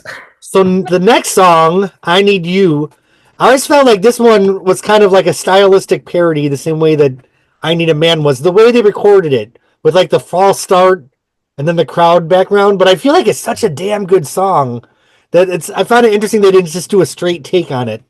And they kind of presented it as a little campier of a presentation of it. But the lyrics are so good. It's such a great song. Interesting choice in the production. What do you guys think of this one? Fantastic. I like it, but it's filler. Once again, it's like There you go, Lynn. For all the Take a reasons, drink. for all the reasons you said, it's like the false start, the What the song? Eurythmics are such a perfect sounding. I Need You. That to have like some sort of like imperfections, it's like, what the fuck are they doing? But I guess obviously they did it on purpose. But Yeah. it's like it's just starting to they're starting to show that, like, and I was even thinking about it during this podcast. Is a song, do you want to break up about them and their audience? Like, are you over us? Because we're over you. I think I Need to use like a serious. It fits into it really well, but it's just, it's like as serious as, just thematically, I think it works as a come down to the whole what you heard before. Mm-hmm. Yeah, I agree. It kind of reminds me of like the crowd noise from In This Town. How they just kind of like, and Jimmy Z was saying last time that's just Dave fucking with us. So I wonder if this is just Dave fucking with us with the false start and the crowd noise. Because Definitely. Yeah. I think Rolling Stone, I think it was Rolling Stone that heavily criticized this song. Might have been Spin, I'm not sure. That they didn't like that Dave had the crowd noise and all that, and they thought he was, being, just they didn't like the idea of it, that they thought he had just adding noise to something and wouldn't let it be acoustic and perfection on its own. Right. I think they felt he had to twist it up a little bit. But I think the idea is you've had this electronic and sometimes guitar, and you've had all this stuff going on, and then, okay, and here we are, and we can do this too. We've done all this, and hey, we can just do this too. And again, lyrics, the best lyrics are in this song. Yeah. Song. Yeah. I feel like, in the video they're trying to do in the song what they show in the video. Two people on stage playing while people just walk in front of them and aren't paying attention. But I respect that, but damn, it's a damn good song. I feel like I would have taken the song more seriously if they presented it a little bit more seriously. I think it's such a good song. Well, let me ask you this then, Jeremy. When you watched them perform it on the revival tour, do you remember it? So it's a bonus track on the. Their tight with each other and in each other's face, and you know, you. I thought that was a better version. It is. I think that you said that. I think it's more of what maybe you were looking for. Right. That it is this. Yeah, it's quite the song. Yeah, no, I agree. The revival. You should find that, Jeremy, because it's a great version. The revival. Is that the version that's the bonus track on the reissue? Because there is a live version on there that I listened to today. It is. But find the revival tour video. There's the whole concert. Okay. Don't just listen to it. Watch, Link, please. Watch. Yeah. Okay. Okay, I'll find a link. Because I feel like the lyrics talking about wanting a relationship that's a bit abusive and a bit tender. I mean, I've been there. So this album is like, to me, the whole album reminds me of like Cougars in Palm Springs.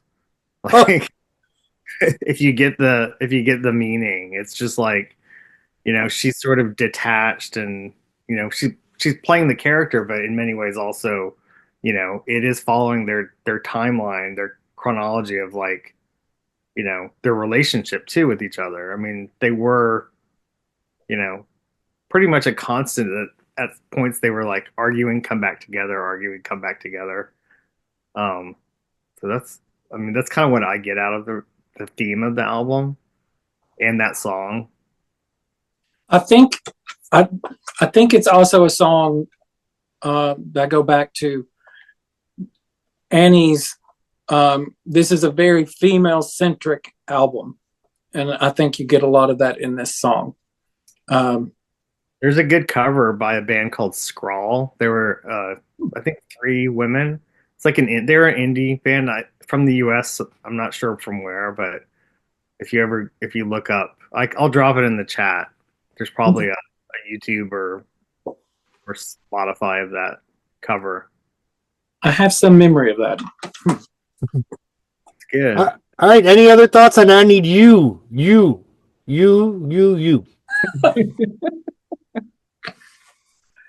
All right. Again, well, one more, just last thing. I think that cover of it kind of, to me, it gave them kind of indie cred in a way, as it were, and especially because of that guy who remixed Chill, because he was also, I think he also ended up producing Dean Garcia's band Curve. Oh, there's a lot of offshoot from Dave and Annie's entourage that also put out really good music. all right. Well, I give this one 2 thumbs up. Oh, Nick, you don't like it. Tell us why. Well, the song title is I Need You, but I don't need this song. Oh, care to elaborate at all? Or you're just going to leave us with that? I'm often not fond of songs with just acoustic guitar and vocals, and to its credit, there are audience noises and I think an electric guitar solo, so there are a few additional components. I'm glad that they didn't take it completely straight, so it's not as if I 100% dislike it. Not my cup of tea. Just doesn't align with the sort of music that I generally listen to. I usually like to have some sort of atmospheric synths and percussion. This song has neither of those components. Therefore, I dislike it. Nick, did you like You Have a Place to Chill in My Heart? Yeah, quite a bit. So overwhelmingly, when they've performed it in the years since, it's been acoustic. And very interestingly too, I'd be interested in hearing what you think. If you can go find multiple live versions of it over the years as an acoustic piece. So I'd be curious to see what you think of it. I know you're not a fan of it, but they took it in a whole different direction, not just acoustically, but her vocals. It's very interesting. I'd love to know what you think. Yeah, if the composition itself has merit, then obviously I'm willing to give it a chance. Fluid Mac, they have a couple of songs that they've stripped down entirely, more so Lindsey Buckingham than anyone. They did that with Big Love, where that was very drum, and I would say just mostly drum heavy, and same with Go Insane for his solo material. even did it live with Fleetwood Mac on a few occasions. So those are some examples of stripped down acoustic songs that I'm willing to give a chance. And this song could very well be in that boat as well. And I also feel like, to me, I can't speak for Nick, but there's a difference to me when someone's doing like an acoustic version of a studio version. It's different than just a song being an acoustic song. Because I think of like Pat Benatar, her acoustic Love is a Battlefield. Like, it's still Love is a Battlefield.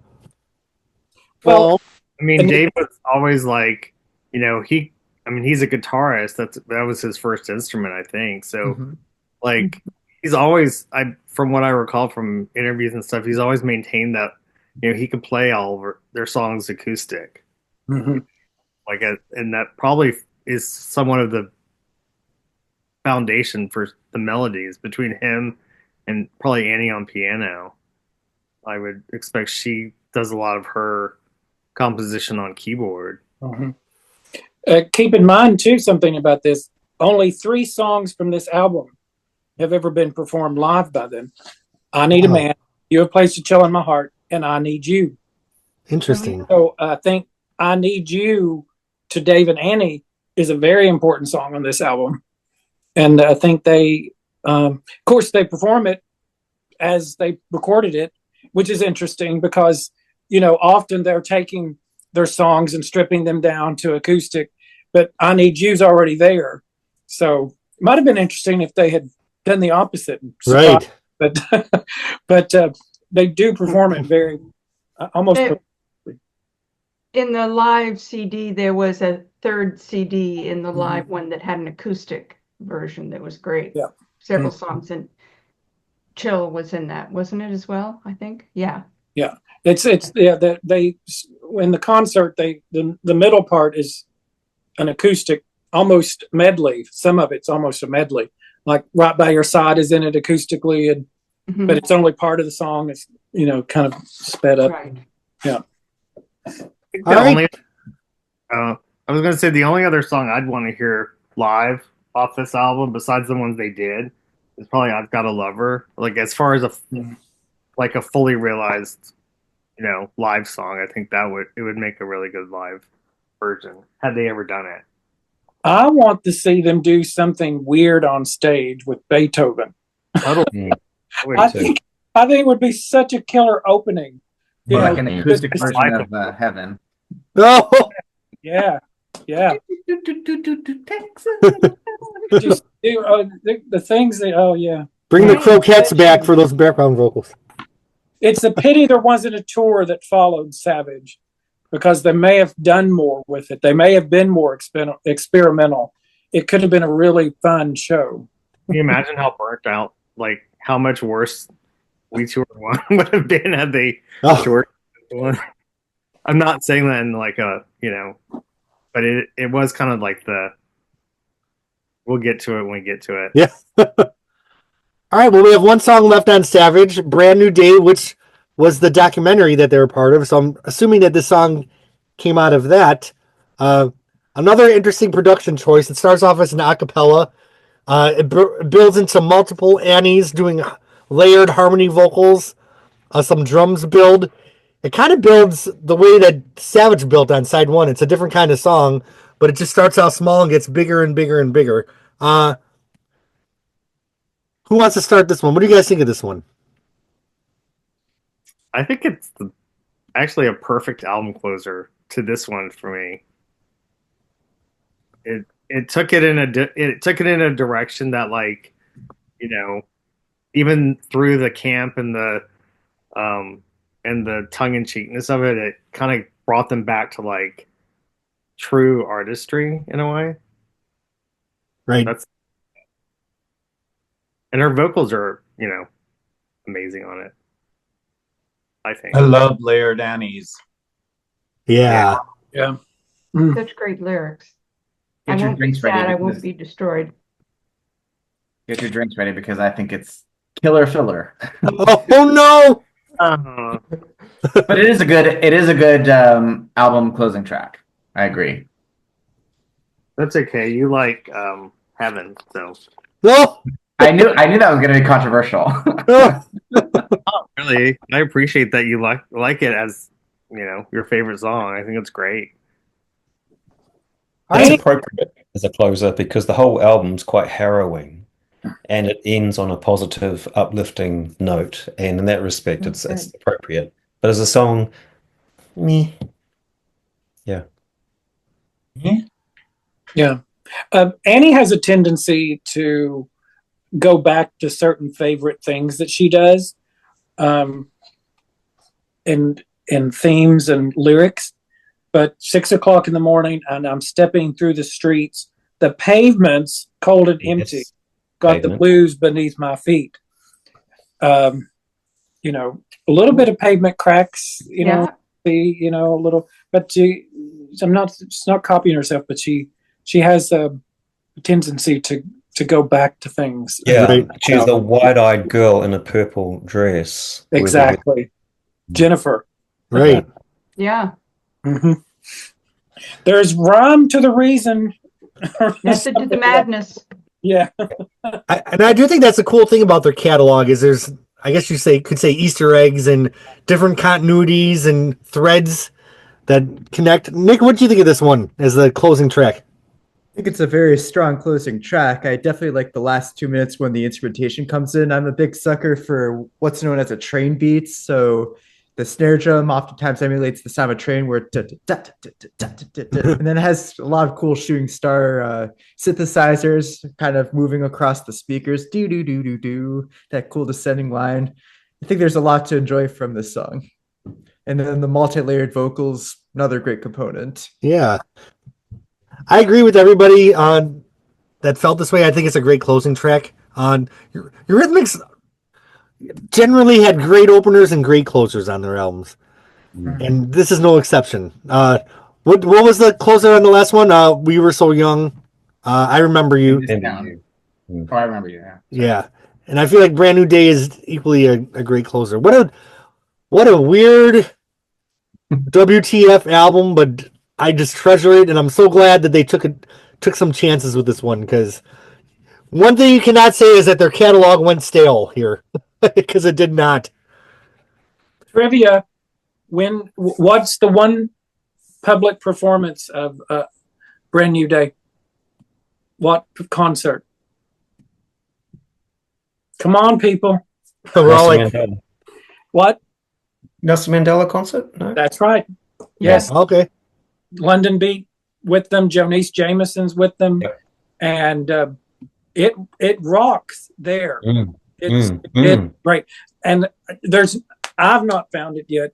There's not a really, really crisp audio version of it, partly because she's performing in Wembley Stadium a cappella for the first bit. That's hard to do. But when it starts rocking, it's one of my favorite performances. And it morphs into a different chant. Mm-hmm. Yes. Morphs into We Want Freedom in South Africa. Yeah. And Happy Birthday. Yes. Oh. Yeah. Only Annie Lennox. I'm telling you. All right, so Savage, 1987 Eurythmics. We've made this far into the discography. Scale of 1 to 10. Where does everyone rank this one? 10 plus. 10 plus from Mark. Ooh. Lynn, 10 plus. All right. 10 plus. What? Is there a poll? Is there a poll? I thought you were saying. Nope. No, he's asking you to rank it. Yep. Scale of 1 to 10, Savage. 9. No, I thought Lynn was like, somehow you had a survey in the chat thing. Oh, no. Do I? I'm giving it a 9.5. Okay. I don't have a survey. I didn't hear you say it. I heard him repeat it. Oh, okay. All right, how about you, Mike? Well, it's a Eurythmics album, so it's fantastic, right? But it's not my go-to album. So for me personally, yeah, 8.5. 8.5. Okay. What is your go-to album? In the Garden, Sweet Dreams, and Peace. Okay. Yeah. Interesting. Wow. Okay. Right. David. Oh no, I'm doing 10 plus. It's my favorite Eurythmics. Oh, 10 plus. Yay. This whole side right here, 10 plus. Jeffrey Dicker. I think I'm going to give it a 9. I actually think I ranked it higher before this podcast, but the more I've thought about it, the more I'm like, a lot of the songs really are filler, but I do like them all. No, they're not. Go back and listen to it. I did. Killer, but killer. It's actually one of my favorite Eurythmics. I know. It even vacillates, I would say, sometimes Be Yourself Tonight or this album, depending on my mood. But like the songs on Be Yourself Tonight are all so strong, and these ones are all kind of so weak, but they work for me. Not so weak. That's Thank you. So weak for them. Or like so like almost like a parody. You know, Right. it's not the polished Eurythmics that I'm used to hearing, but it shows up on You Have Placed a Chill in My Heart. You know, like that. So but I mean, I love this record. That's great. But again, I just think some of the songs are not as strong, which otherwise it would have been a 10 plus for me also. So, All right, Nick Savage, Eurythmics. So I'm giving it a 6.8 out of 10, but there is room for growth. And that's because I feel that I didn't give it the chance that it deserves. And from my first impression, which is more or less the score I'm assigning it right now, that's the basis that I'm using. I found the songs to have really good components, but the songs themselves as a whole, there were just portions of them that detracted from the experience to the point where I would be less inclined to listen to them over and over again. Whereas there are a bunch of songs for the previous album where I would listen to it, but from start to finish, I thought that the experience was great, maybe with a couple of hiccups here and there. 6.8 is still 3.5 stars, more or less, out of 5. That's still a good rating. All right. Well, I guess I will give. It's 6.8 out of 5. Is that what you said? Okay, so No, 6.8 out of 10, but I'm translating to 3.5 out of 5 stars, more or less. But good try. Nick, what did you give Kiln House Fleetwood Mac? I can't remember. It was very much in that ballpark. I don't remember. There's really no continuity in terms of the scores that I'll give it. I might give maybe a 7.2 for an album I like less than a 6.8 for all I know. All right, so Eurythmics Savage, well, for God's sakes, it has Beethoven on it, which is probably my most listened to Eurythmics song. It has the last 3 songs on side 1, which I think is probably amongst their strongest songwriting. So I'm going to give it a 9. I give Savage a 9. I was hoping he was doing a 10 plus. It was going to be with me and David and Lynn. Oh, well, that's right. Well, next month, the Eurythmics took a couple of years off. They came back together, and they released one more album in the 80s, We Two Are One. So, I'm interested. I'm interested. Well, you know what? Let me close out this podcast, and we'll just chat for a second. Thank you to all the subscribers. Thanks to my Patreon. Thanks to my friends for discussing the Eurythmics. As we always know, there's no right or wrong when it comes to music. And we all know that we all love this band and these albums. Does anyone have any final thoughts they want to say? Well, keep dreaming like Texan girls, everybody. We'll see you next month.